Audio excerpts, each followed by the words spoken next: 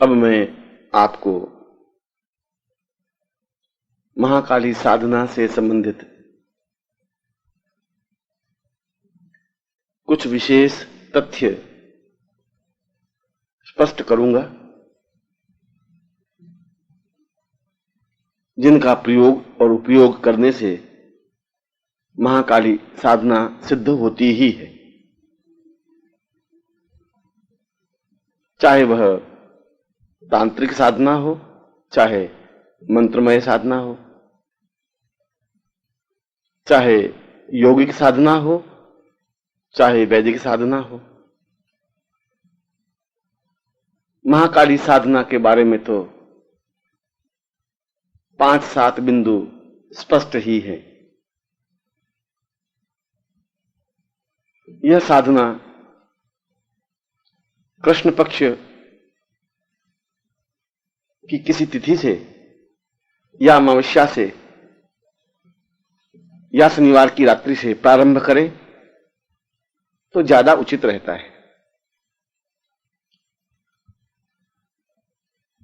इस साधना में काली धोती और काले आसन का ही प्रयोग किया जाए और यथासंभव रात्रि को ही यह साधना संपन्न की जाए तो अनुकूलता ज्यादा अनुभव होती है।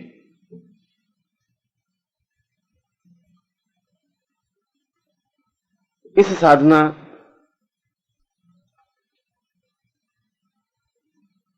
को संपन्न करते समय या अनुष्ठान करते समय यदि साधक ब्रह्मचर्य व्रत का पालन करे, एक समय भोजन करे तो अनुकूलता ही रहती है।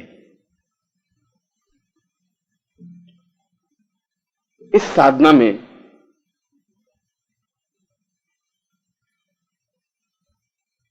अस्थियों की माला अथवा हकीक माला का प्रयोग किया जाना चाहिए और यदि काले हकीक की माला प्राप्त हो जाए अथवा सर्प अस्थियों की माला प्राप्त हो जाए तो वह ज्यादा उत्तम रहती है। साधना काल में व्यक्ति भयभीत न हो और निश्चिंतता और निर्भीकता के साथ मंत्र जप संपन्न करे तो उसे सफलता मिलती ही है। प्रत्येक महाकाली साधना में रक्षात्मक महाकाली महायंत्र की आवश्यकता होती ही है। रक्षात्मक इसलिए कि वह साधक को पूर्णता के साथ रक्षा प्रदान करती है, कोई तकलीफ नहीं होने देती, कोई बाधा नहीं आने देती। इसलिए रक्षात्मक विधान के साथ महाकाली महायंत्र अपने सामने स्थापित कर उसकी पूजा अर्चना कर संकल्प लेकर साधना प्रारंभ किया जाए तो साधक को अनुकूलता और श्रेयस्करता प्राप्त होती है। महाकाली के साक्षात दर्शन करने का है, उसे इष्ट रूप में प्राप्त करने का है। जब भी चाहें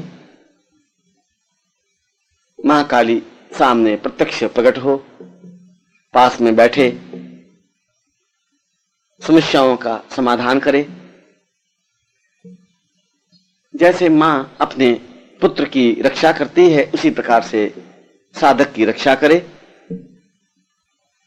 वात्सल्यता मातृत्व प्रदान करे। जो इस प्रकार का इष्ट चिंतन रखता है, जो इस प्रकार की फल प्राप्ति की इच्छा रखता है, उसके लिए यह प्रयोग महत्वपूर्ण है। यह प्रयोग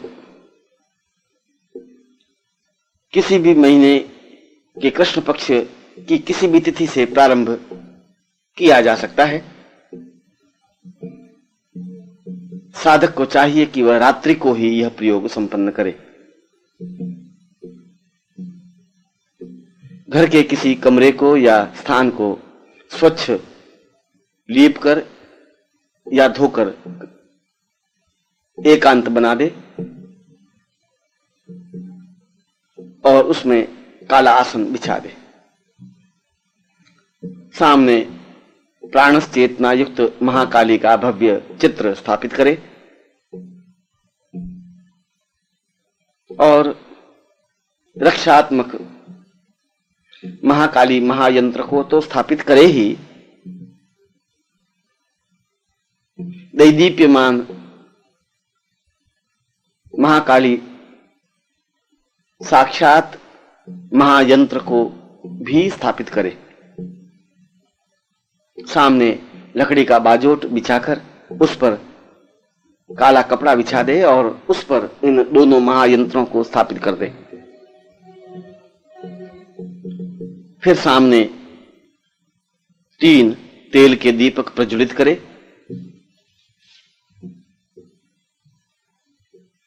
और साधक स्नान कर काली धोती धारण कर दक्षिण दिशा की ओर मुंह कर बैठे और संक्षिप्त महाकाली पूजन करे। संक्षिप्त पूजन में किसी प्रकार के मंत्र जप की या कहने की आवश्यकता नहीं होती। यंत्रों को जल से धो ले, पोंछ ले और वापस स्थापित कर दे।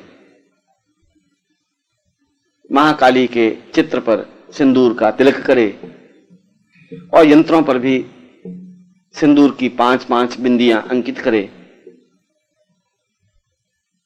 चित्र पर और यंत्रों पर पुष्प समर्पित करे, अक्षत दे और नैवेद्य समर्पित करे। फिर हाथ जोड़कर प्रार्थना करे कि वह साधना में सिद्धि प्राप्त करे और हाथ में जल लेकर संकल्प करे कि मैं अमुक गोत्र, अमुक पिता का अमुक पुत्र भगवती महाकाली के साक्षात स्वरूप का दर्शन करने के लिए इस अनुष्ठान को संपन्न कर रहा हूं, मुझे सिद्धि प्राप्त हो। इसके बाद गुरु का चित्र एक तरफ स्थापित कर उसका संक्षिप्त पूजन करे और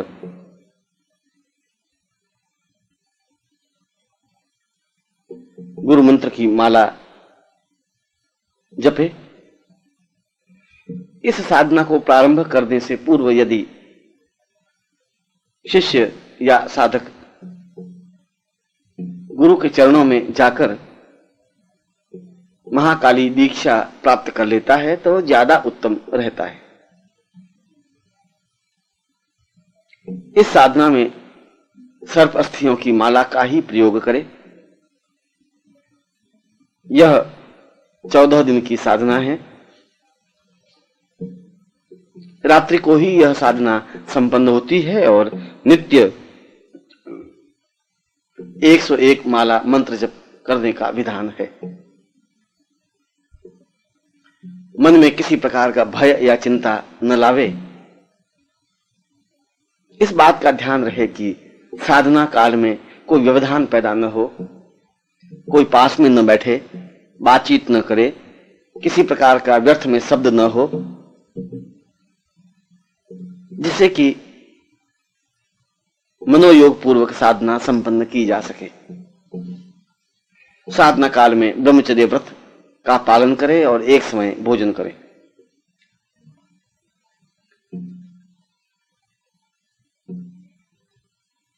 मंत्र है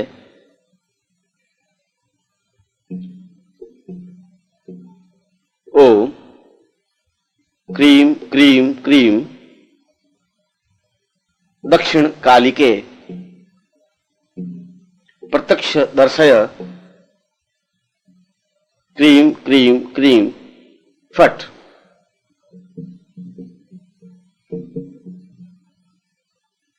यह मंत्र अपने आप में अत्यंत तेजस्वी और प्रभावयुक्त है। साधना काल में विविध अनुभूतियां होती हैं, मगर साधक विचलित न हो। तीसरे या चौथे रोज ऐसा लगता है कि जैसे कोई कमरे में आया है, मगर वह दिखाई नहीं देता। छठे या सातवें रोज ऐसा अनुभव होता है कि जैसे पास में ही जोरों से हंसने की और अट्टहास करने की ध्वनियां आ रही हैं। ऐसी स्थिति में भी साधक घबराए नहीं। 10वें रोज जोरों से किवाड़ बड़बड़ाने, बर्तन पटकने, अट्टहास करने और विविध प्रकार के बिंब आंखों के सामने स्पष्ट होते हैं, पर साधक अविचलित भाव से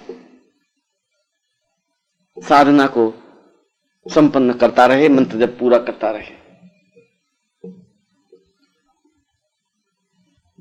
13वें दिन साधक को हल्का सा बुखार या तनाव सा आ सकता है, मगर यह तो मंत्र जप की उष्णता है, इसलिए इस संबंध में चिंतित या विचलित न हो। 14वें दिन जिस दिन अनुष्ठान पूरा होना होता है, उस दिन अत्यंत मधुर और मोहक रूप में अथवा प्रहारक या भीषण रूप में महाकाली के साक्षात दर्शन हो जाते हैं। दोनों में से जिस रूप की भी कामना और इच्छा साधक करता है, उसी रूप में महाकाली के दर्शन होते हैं। जब महाकाली सामने प्रत्यक्ष हो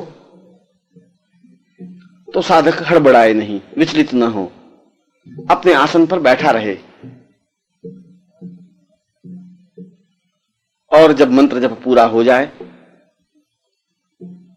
तब भक्तिभाव से साष्टांग दंडवत कर प्रार्थना करे कि वह मात्र स्वरूपा बनकर हमेशा साधक के साथ रहे, उसकी विपत्तियों का निराकरण करती रहे, आने वाली बाधाओं और अड़चनों को दूर करती रहे, शत्रुओं का संहार करती रहे, और जब भी वह स्मरण करे तब आकर दर्शन दे। तब महाकाली साधक के सिर पर स्पर्श करती है और अभय दान देती हुई आशीर्वाद देती है कि साधक ने जो इच्छा प्रकट की है वह अवश्य ही पूर्ण होगी। और महाकाली अंतर्ध्यान हो जाती है। दूसरे दिन साधक इसी मंत्र की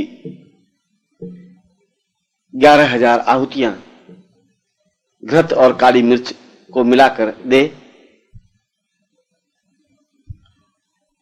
यज्ञ समाप्ति पर 5 या 11 कन्याओं को भोजन संपन्न कराए और उसे यथोचित दान, वस्त्र, दक्षिणा आदि समर्पित करे। ऐसा करने पर यह अनुष्ठान या साधना पूर्ण रूप से संपन्न होती है। भविष्य में वह जब भी इसी मंत्र से महाकाली का चिंतन करता है या एक माला मंत्र जप करता है और कामना करता है कि महाकाली साक्षात स्वरूप में प्रकट हो, तो महाकाली उसके सामने प्रत्यक्ष प्रकट हो जाती है और साधक जो भी चाहता है, जिस प्रकार से भी चाहता है, उस प्रकार से उसका कार्य संपन्न कर देती है। वास्तव में यह सौम्य, सरल और सात्विक साधना है जिसे प्रत्येक साधक को संपन्न करनी ही चाहिए। ओम